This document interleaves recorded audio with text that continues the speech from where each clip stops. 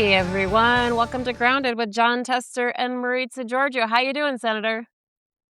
I'm doing good. How you doing? How you How doing? you doing? I'm I'm doing good.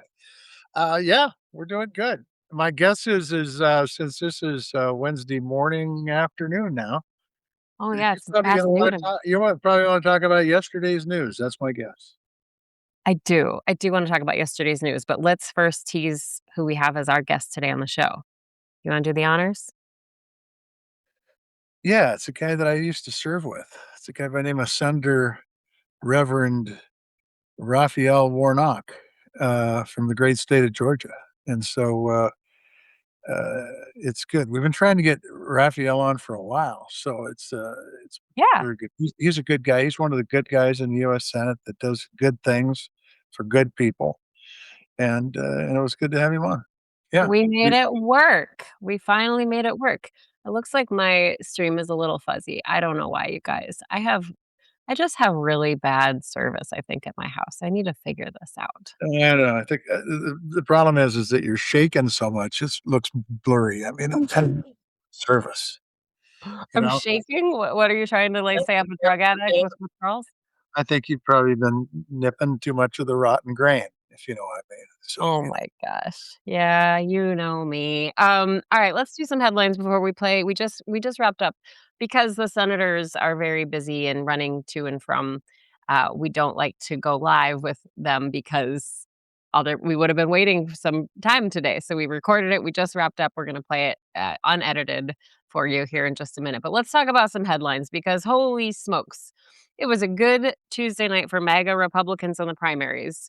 Representative Thomas Massie, the perennial thorn in the president's side, lost his primary against Trump backed Ed Galrine. I want to play for you what Massie had to say, and then we'll talk about it on the other end. Always vote with the president. If the legislative branch always votes with the president, we do have a king. If the legislative branch always votes whichever way the wind is blowing, then we have mob rule. But if the legislative branch and the representatives and the senators that serve with it always follow the Constitution, we have a republic. Moment, brother.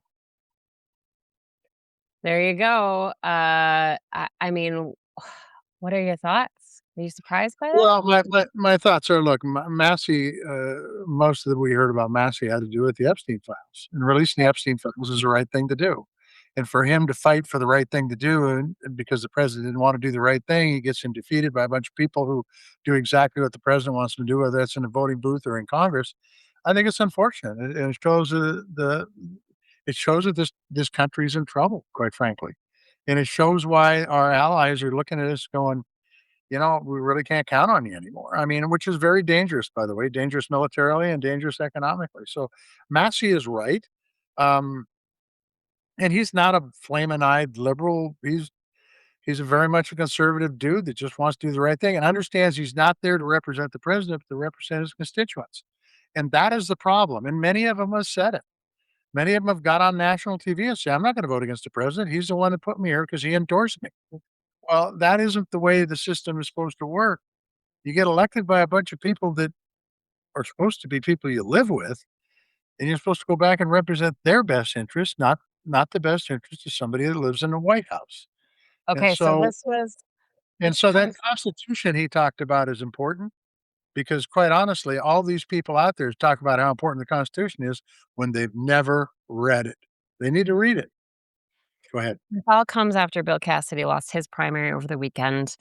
And yesterday, we learned too that Trump is now endorsing Texas AG Ken Paxton in the Senate primary runoff in Texas over incumbent Senator John Cornyn, who you served with. So, what do you think? Do you predict another ouster there? You think Cornyn's going to lose his seat? I do not think Trump would have endorsed Paxton if it wasn't apparent that Paxton was going to win. Hmm. I just he would have. If it looked like Cornyn was going to win, he'd have probably endorsed Cornyn. So that's why he waited, and now he can. I mean, I'll be shocked if Paxton doesn't win that, and Cornyn will be out. And some people like Cornyn, some didn't like Cornyn. I worked with John Cornyn a fair amount when I was in the Senate.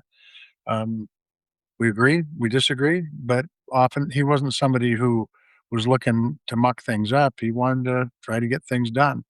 I respect that. There are other times that we fought like hell, and that's the way it is. And I always liked it better when we weren't fighting and when we were working together. But truth is the president would not be endorsing the AG if the AG wasn't. He must be way ahead in the polls, and I haven't seen any polls, but that's my guess. Okay, so let's just pull this apart a little bit more. Because a lot of people are saying, "Oh, what does this mean? Is a MAGA sweep in the primary?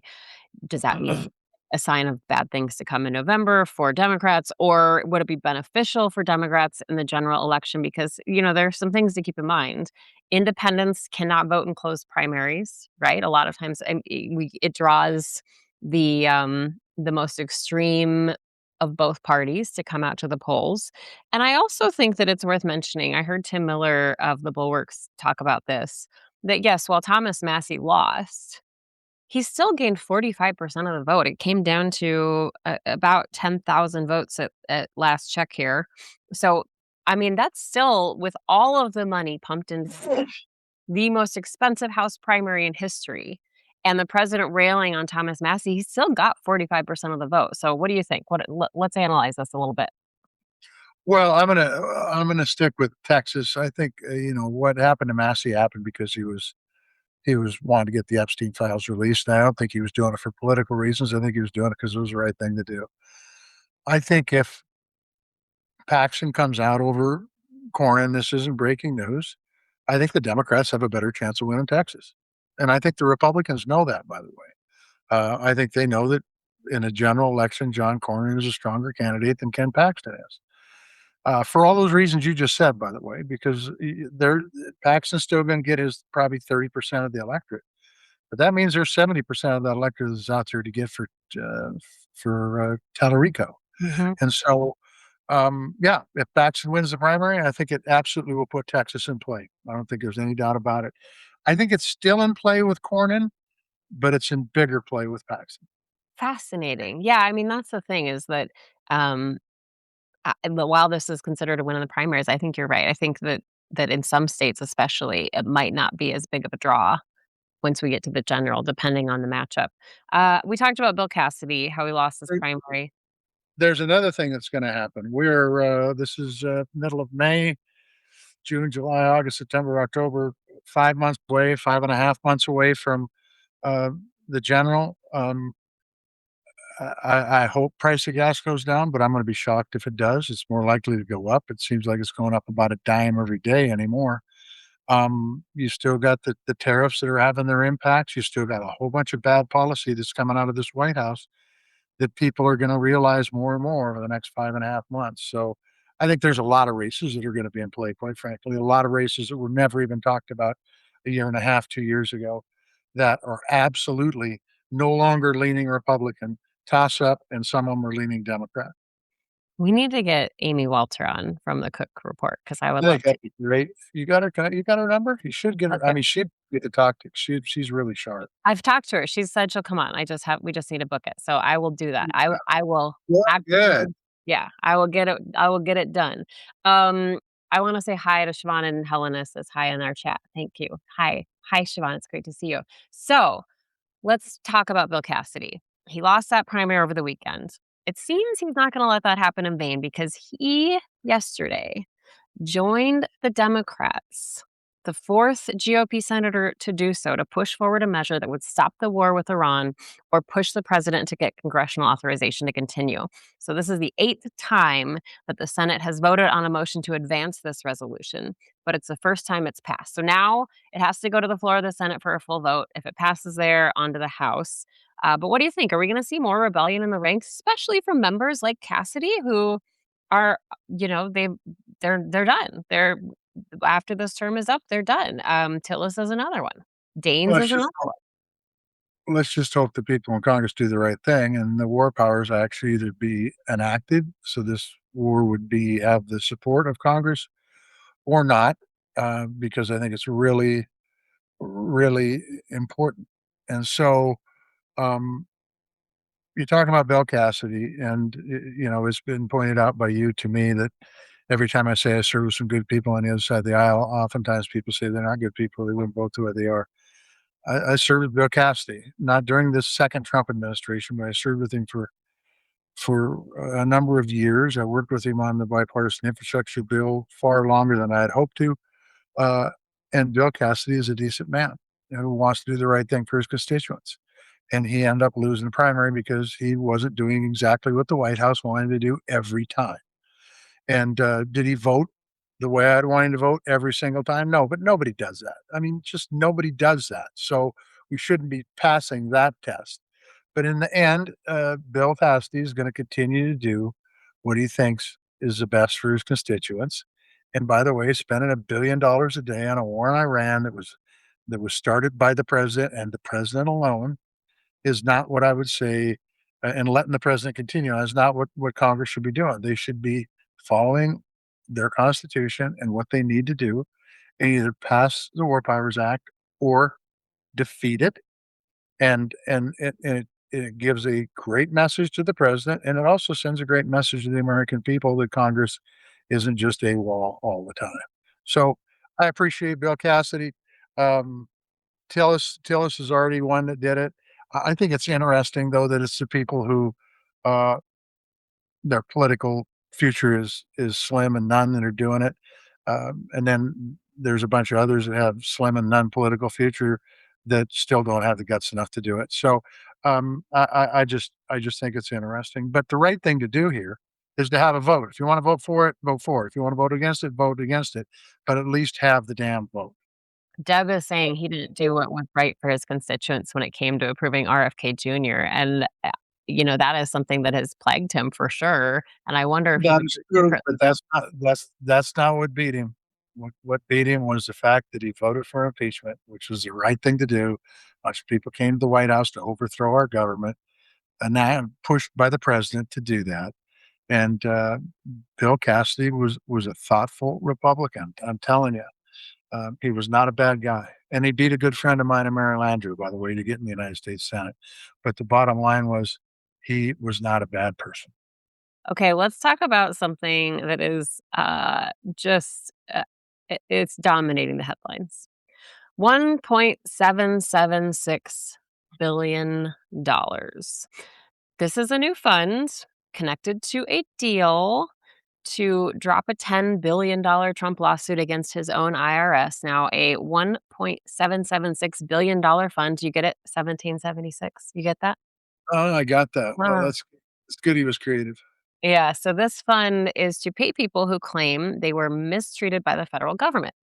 A lot of people are saying that it's going to mean giving money back, basically reparations back to January Sixers. JD Vance, the vice president, would not rule out that possibility or any of that money going to rioters who assaulted police officers when asked in the press briefing yesterday. Now, the fund itself did prompt some minor skepticism from Senate Republicans. Majority Leader Thune said that he's not a big fan of the fund. Senator John Curtis of Utah said on first blush it doesn't pass the smell test. Meanwhile, friend of the show and former Capitol Police officer Harry Dunn, he filed a lawsuit against the Trump administration with another J6 officer to try to stop the creation of this fund. Their suit says the administration doesn't have the authority to create it without congressional approval. That was just filed today. But there's also one more piece to this. The fine print of this deal showed even more details. It actually bars the IRS from investigating or auditing Trump or the Trump family members forever. You wanna know what I think about it? John Curtis was very kind when he said he doesn't pass the smell test. This smells like a bunch of shit to me, I'll tell you that. This is horrible. Number 1, $1.776 billion. Now, it's very cute, but $1.776 billion is a lot of money, and it's taxpayers' money. It's taxpayers' dollars that are going to folks who killed, beat up, tried to overthrow the government. Are you kidding me? And then there's a fine print that bars the IRS from investigating or auditing Trump and his family members. Why are you worried about that, Donald? Are you worried about it because they're probably going to find something crooked? Yeah, this Right. is this total bullshit, and it smells like bullshit. And Thune is being generous, but I'm glad he said he's not a big fan. Curtis, who happened to meet on an airplane a month ago, decent guy, by the way. Uh, I just think all of Congress ought to stand up and say, "This is bullshit. Find another way to cover your ass, not this way."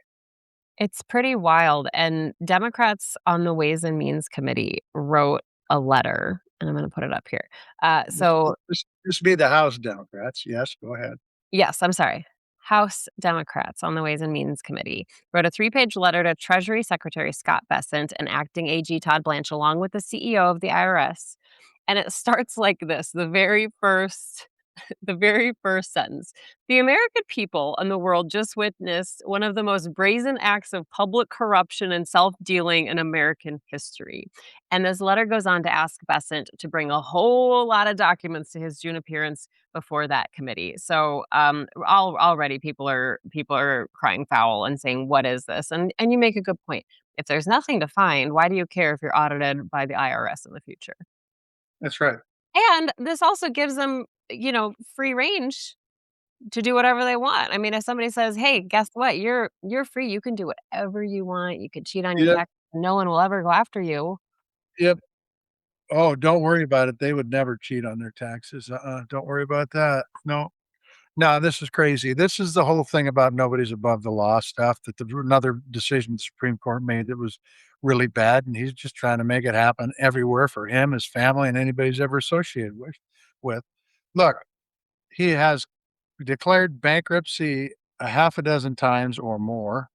Um, he's not a good businessman. He's not a good president. He's lost his fastball in a big, big way. They talk about Biden not being all there.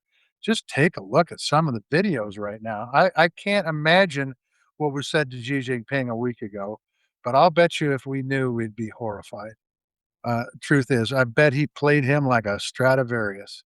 And in the end, it makes this country weaker, not great, but weak. And it just puts our kids and our grandkids in a position where if our my I guarantee you, if my parents were alive right now, they'd be going crazy.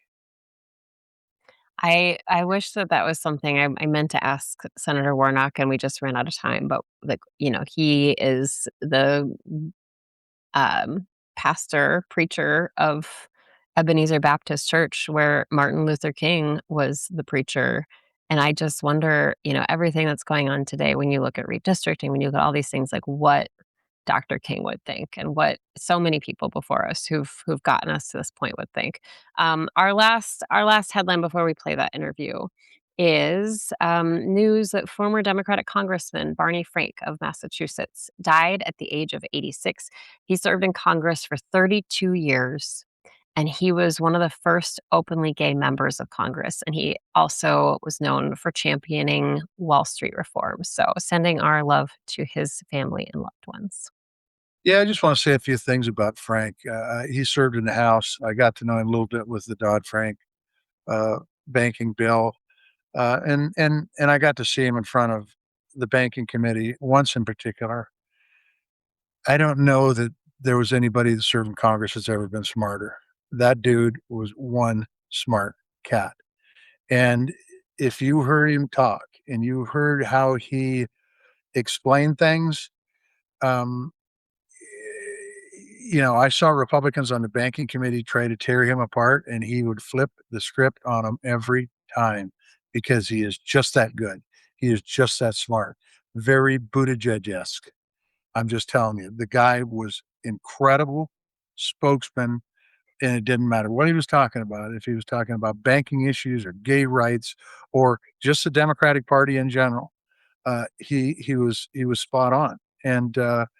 And somebody that, quite frankly, was a national treasure. And I'm sorry to see he passed away, but nobody gets out of this place alive. And Barney cashed his chips in and lived to be 86. That's not bad. But he really served this country incredibly well for the time he was in Congress. Not bad. We will play our interview with Senator Raphael Warnock in one moment, but I do want to say, wow, that was a big turnout for our last guest, Mayor Pete. I need to be respectful, Secretary Pete Buttigieg. But he had a very big turnout here in Montana at a town hall he held for the Montana Plan, the Transparent Election Initiative. I mean, it's he had an incredible response. Yeah, Pete's got skills, man. It's a master class no matter what he's doing. So, He and did a does. great job in Butte. Okay, so we're gonna any final words before I play our interview, Senator? So, enjoy Warnock. All right, here we go. Okay, we want to welcome to Grounded Senator Reverend Raphael Warnock from the great state of Georgia. Welcome, Senator. Great to be here with you. Always great to be with my friend John Tester. Good to see you, Maritza. It is good to have you here. I got to tell you, we got a limited amount of time with the good senator from Georgia, and I just want to start out by saying to the people of Georgia who might be watching this podcast, thanks for sending a quality human being to the United States Senate, and Senator Reverend, my good friend Raphael Warnock. This dude is top flight. He does things the right way, and he advises people the right way. And anybody that goes to his church knows that. So I'm just going to start out because Maritza's going to get into Cassidy and Massey and what happened in the Supreme Court in Georgia over yesterday. But what I want to start out is here a couple weeks ago, the president put out a picture of him dressed like Jesus, treating somebody who was injured. Um, And then when he was hit up about it, he said, "Oh, that was a doctor." Well, he ain't Jesus, and he isn't a doctor either.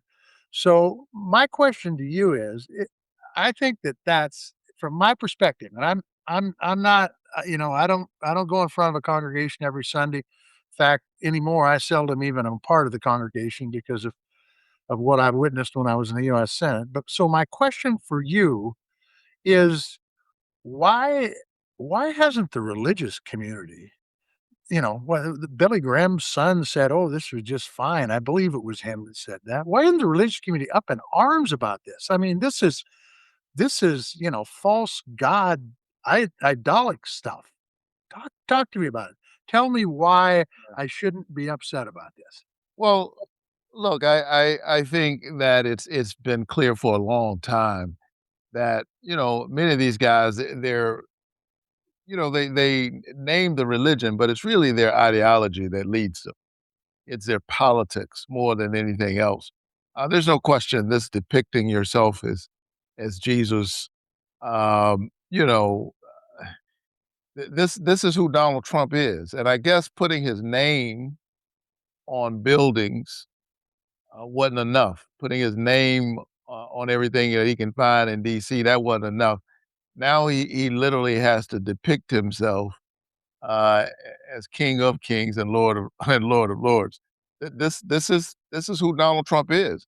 And to your point, the fact that preachers and pastors and faith leaders would somehow condone this, would suggest that this is good stuff. I mean, it's a sign of where they are. And let me be really clear. The folks who are part of the religious right, they made a kind of bargain, and they said this during Trump's first term. Yeah, that he may not necessarily be a paragon of virtue, but he's going to do what we want, and that's the bargain we're going to cut. I talked to some of them. I remember having this conversation with Ralph Reed, because I'm from Georgia, and this is what we're going to do.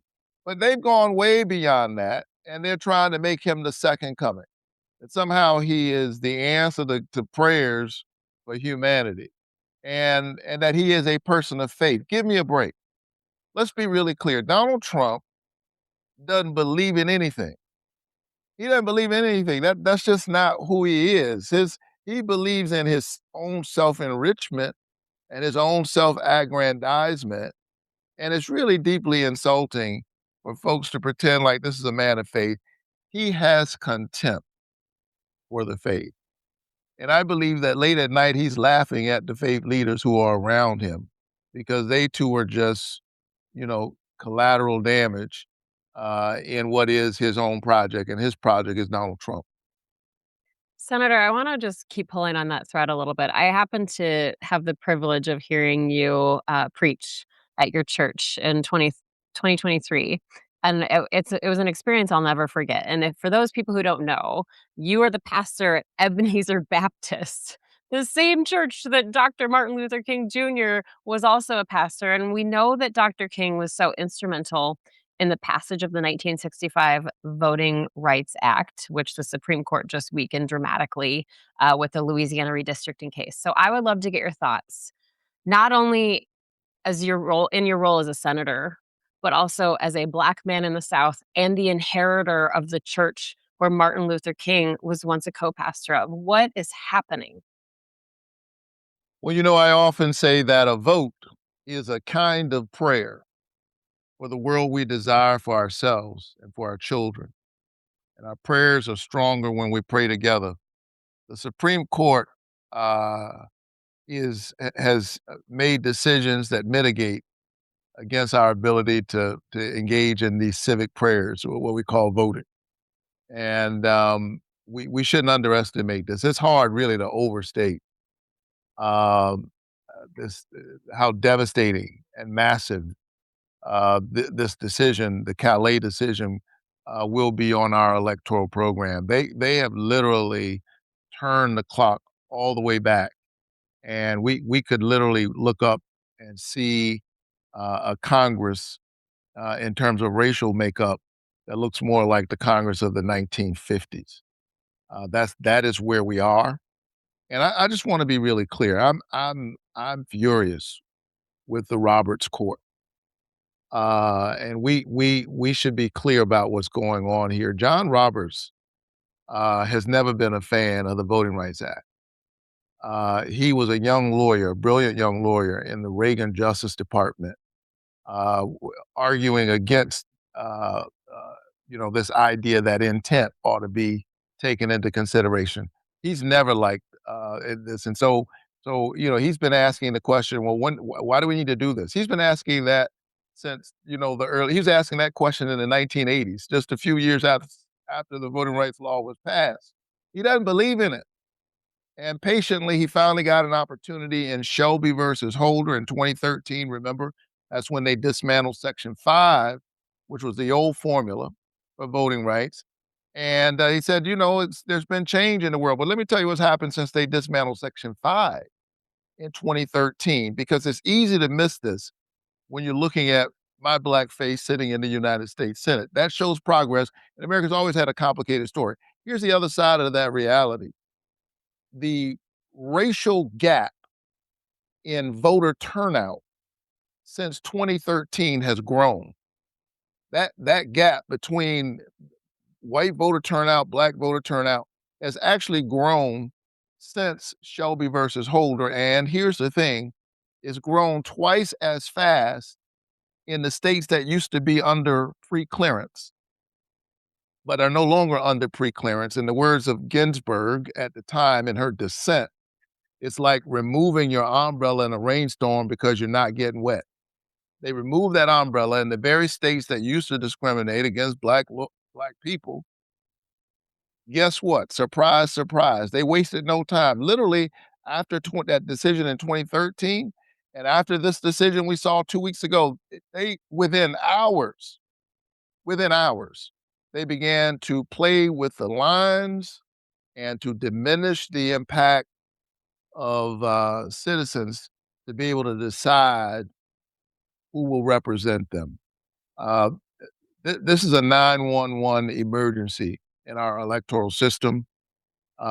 MAGA politicians are looting and burning the democracy, and the Supreme Court just poured a whole lot of fuel on the fire. Here's what we've got to do. We've got to fight all the way to November. Part of how we mitigate some of this, this alone won't do it, but a big tool in our toolbox is turnout, turnout, turnout. If you are as angry as I am about this, channel that anger into mobilizing all the people around you into turning out, because the gerrymanders are based on projections about turnout. So what we've got to do is undermine their math and turn out in massive numbers. And hopefully we can get the Senate and the House And what we got to do, what I'm committed to doing, is perhaps breaking up the John Lewis Voting Rights Advancement Act into smaller pieces, deal with gerrymandering, deal with different parts of it, dark money, cut it up in different pieces, and make our Republican friends vote on this time and time again until hopefully we get a trifecta in 29.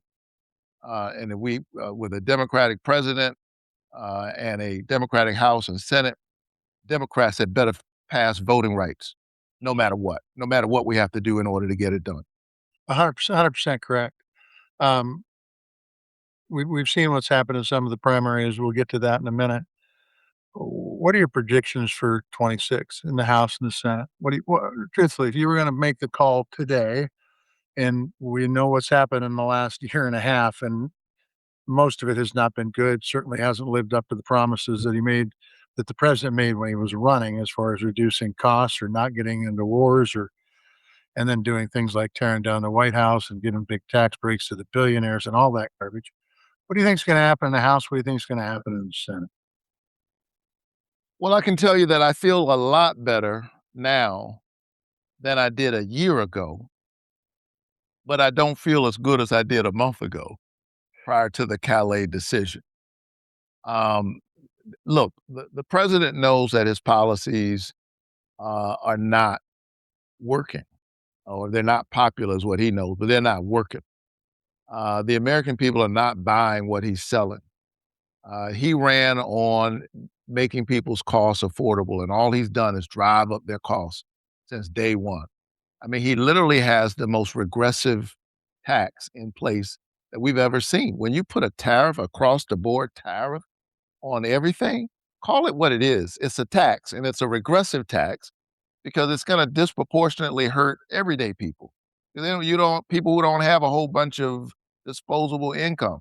And so he's literally raised the price on everything.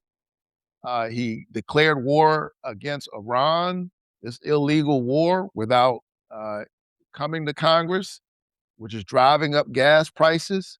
Anybody could have told him that the Strait of Hormuz closing, any war games that were presented, that's at the top of the list. It's not a surprise that they were going to go after the Strait of Hormuz. And so he's raising gas prices. He's raising prices on everything. They cut $1 trillion out of Medicaid, kicked 15 million Americans off of their health care, doubled the health care premiums for some 22 million other Americans. They said America first. They're attacking Venezuela, attacking Iran. We're in a $2 billion a day, depending on who you ask, or $1 billion a day war. The people aren't buying this. And so rather than changing their policies, they're literally trying to change the rules in the middle of the decade with the help of the partisans. And in some instances, we've got a couple of political hacks, in my view, on the Supreme Court. But I think at the end of the day, this may be trickier than they think. If you start playing with the lines, you don't just mess with our districts, you mess with other districts as well. And they may put some other seats in play. Senator, it's been a wild week. I don't have to tell you. We just got through discussing Senator Cassidy's loss in the primary over the weekend, and then the move of him joining the Democrats to advance a war powers resolution to end the operation in Iran. We also saw the president endorse the opponent of incumbent Senator John Cornyn. And then we're also just kind of processing the news from Tuesday, and not only Representative Tom Massey's loss, but also the Supreme Court races in your state of Georgia. So I'm wondering if you can help us kind of unpack all of that. First of all, what's the mood on the Hill right now? But also, what is that going to mean for your state in Georgia, those Supreme Court races? Well, that was a disappointing result with the Supreme Court races, and we're seeing how important that is, right? Because we had a whole referendum in Virginia, and it was first overturned by the Supreme Court in Virginia, then appealed to the U.S. Supreme Court. They upheld their decision. So these seats that people don't pay nearly enough attention to are so very, very important. We've got to do a better job over time educating people about these judicial races, about a whole range of things, because we're seeing some results out of Georgia, and we haven't had a chance to look at it closely. But it looks like even with the full court press that was done around these two candidates, Jen Jordan, whom I know well, and Miracle Rankin, it looks like the Democrats in Georgia were still confused about who actually to vote for. So, I can think of times, honestly, in my own life, I walked in and there were these judicial races and they just weren't on the radar. And right? you're standing there, what to do. So these are things that we really have to pay attention to, and we're learning in real time just how important those kinds of positions really are. So, I want to talk a little bit of policy because we don't have you forever. And I know there's something dealing with the price of homes that you're working on a lot, and I want you to give us an update on where it's at. And that I believe, and you correct me if I'm wrong, Senator, that you've got a proposal to ban private equity from purchasing single family homes. Right now, we all know. I don't care if you're in Montana, or Georgia, or anybody in between. Buying a house right now is pretty damn expensive. And we're seeing private equity outfits that have bought up homes, and it's not helping this situation. Talk a little bit about the bill, and then tell me where it's at in the process. It looks to me like it would be a no-brainer. It should just pass, but no-brainers don't necessarily pass in Washington D.C. No, this issue with private equity swooping into neighborhoods, just buying up all of the housing stock, like teenagers on a shopping spree at the mall on the weekend. It's a real problem. And I can tell you it's a real problem nationally. It's a major problem in Metro Atlanta. They own just a huge share of the housing stock. So here you are, an everyday person, truck driver, school teacher, a young couple just getting started, and you're trying to buy your first home. It's one thing to be competing against a neighbor down the street or somebody across town who wants to move. I- Imagine being in competition for a house with private equity. How do you win that? You don't, so they're driving up the price both for renters and home buyers. And let us not forget how we got here in the first place. It was a great recession of 2008, where you saw this massive loss of wealth and of housing, particularly, vulnerable communities. And so private equity is, they swept in, saw an opportunity, a market opportunity, and they're just buying way too much. So my provision caps that, puts a stop to it. Surprise, surprise, in a town where the lobbyists and the special interests outnumber those of us who represent the people of our state back home. I'm getting a whole lot of pushback. But I'm Hmm. not worried about them. I'm here to represent the people of Georgia. I'm hoping my bill can pass. Let me just say this: it's part of the larger package called the Road to Housing bill. So I'm proud of the fact that for the first time in more than a decade, we have a major housing package coming out of the Banking, Housing, and Urban Affairs Committee that I'm a member of, and it's really a big deal. You think about these times we're living in. Imagine this: Tim Scott, who is the chair, and Elizabeth Warren, who is the ranking member. Tim Scott and Elizabeth Warren went into a bar one day, and This sounds isn't like a the beginning joke. of a bad joke, right? Yeah. I've And heard, they I've heard this joke before. Keep going. Yeah. and they came out with a housing bill that every Democrat and every Republican on the committee voted for. It passed the Senate 89-10. I don't know what those folks in the House are doing, but they need to get their act together. If I had my druthers, they just passed the Senate bill. Wow, that's incredible. And your bill is a part of that Senate bill. Yes, I yes. Good. see we don't hear enough about this because we Yeah, hear so so much it's a about. bipartisan bill, 89-10. Wow, that's incredible. We're And I have to say, because I don't get to say this often at all, on the private equity piece, Donald Trump and I are on the same side. At least he said he supports it. He ought to put some of his weight behind it and tell the folks in the House pass the daggone bill. Yeah. all Uh, right, all right. I'm excited to hear about that. That's the one of the many downsides of having such ridiculous headlines every day is we don't get to actually hear about bills like that in the news because we're so busy talking about slush funds and wars in Iran and everything else. So we are out of time. I did want to ask you about these warehouses being purchased for ICE detention facilities. I visited one in your state of Georgia, in Social Circle, Georgia. So if you want to just briefly touch on that, but before you go, I need to know if you have any favorite John Tester stories, and if they're embarrassing, that's even better. Well, John Tester is part of the reason why I'm here in the first place. He was over the DSCC when they first tried to recruit me. They didn't get me that year, but John worked on me. So when I'm having a bad day, I blame John, Me too. uh, and he gets blamed for everything. But he was certainly. I'm so glad that I got a chance to work with him. It was a real Back honor. at The back farmer, I met the back at farmer and the farmer and the preacher, some yeah, of the only normal people in the U.S. Senate. yep. Oh, we love it. Well, we thank you so much. Senator Tester, you wanna close us out here? Yeah, I mean, look, there is one question I gotta ask this business, and Maritza knows this, and she's the one that pointed it out to me. ICE bought this warehouse and bought warehouses all over. GAO didn't buy them. ICE bought them. How the hell does that happen without Congress saying a word? It's outrageous. Let me tell you, it's worse than that. Donald Trump told us he was going after violent criminals. And if that were the case, he wouldn't need all of these detention centers. The folks, Social Circle, Georgia is a town of 5,000 people.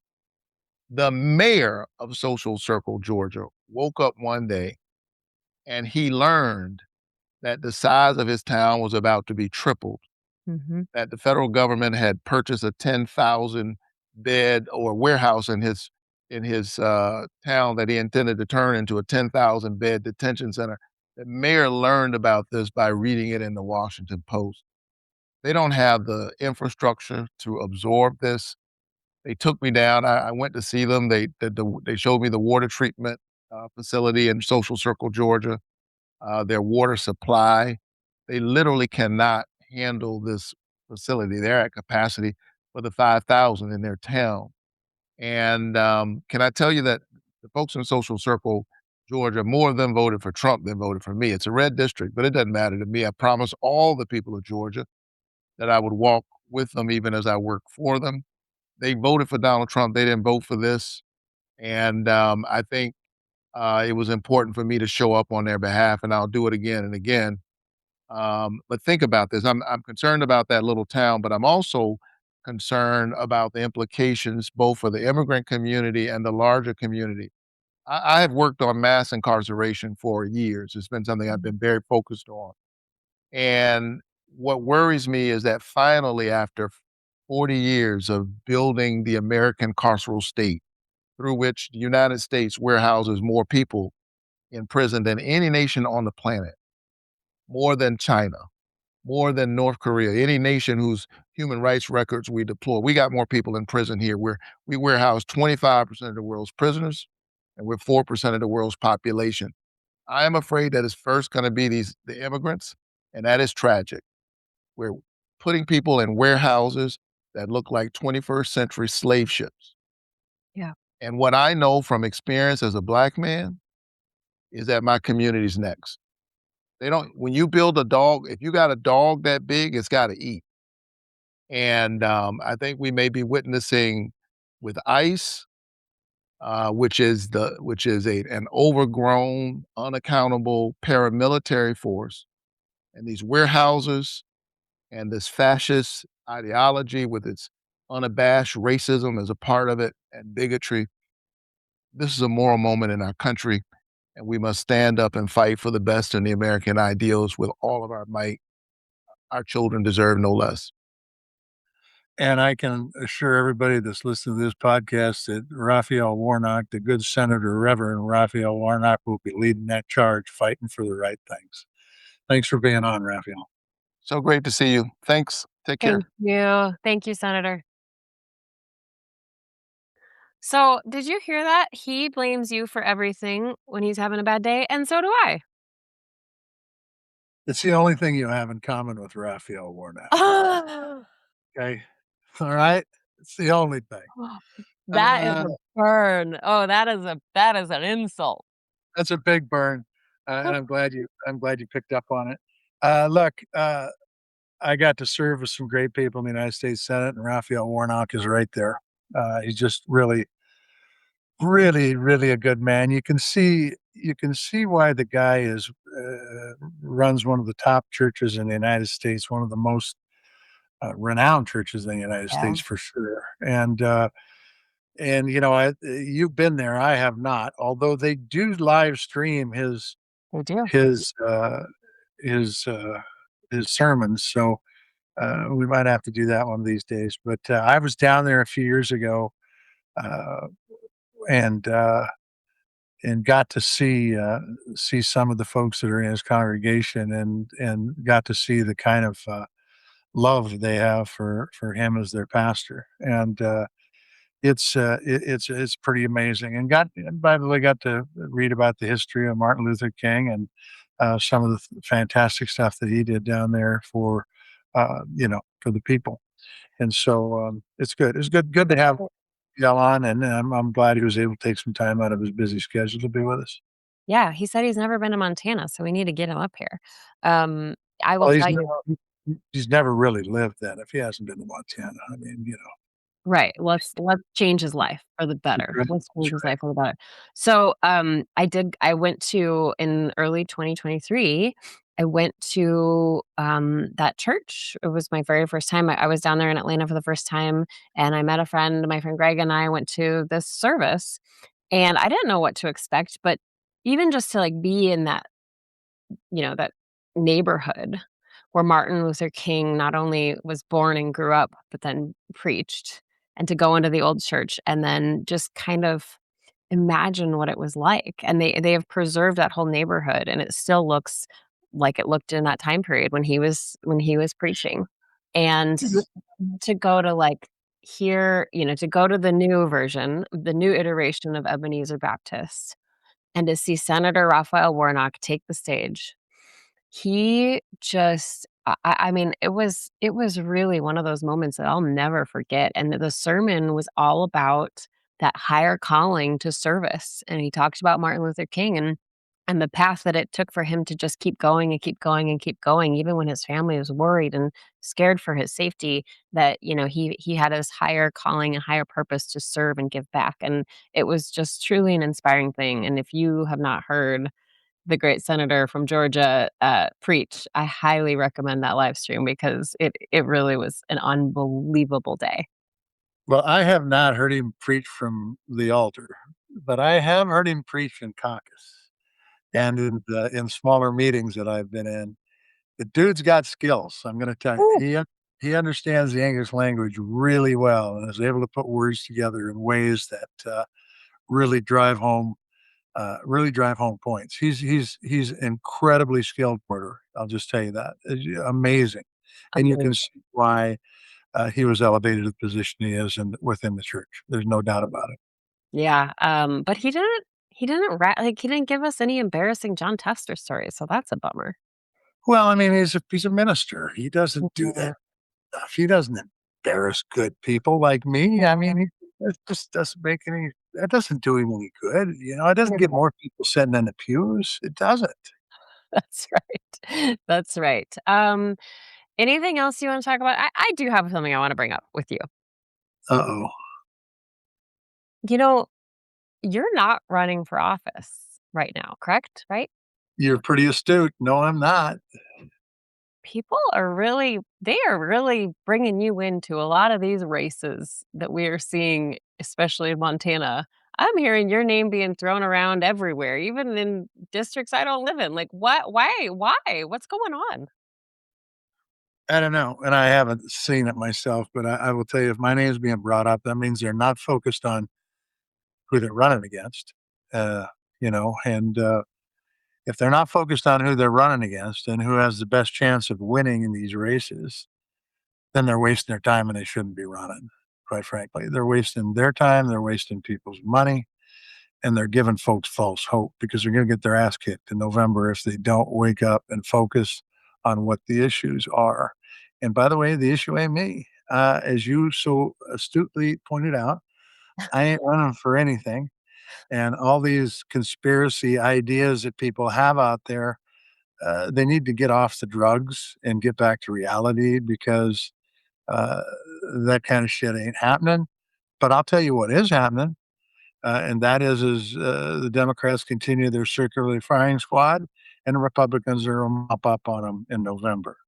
And if they don't wake up to the fact and do self analysis, not public analysis, but self analysis on where they need to be and what they need to do to win, then then the country's gone because this election is just that important. And Montana will not be leading the charge on making this country great again.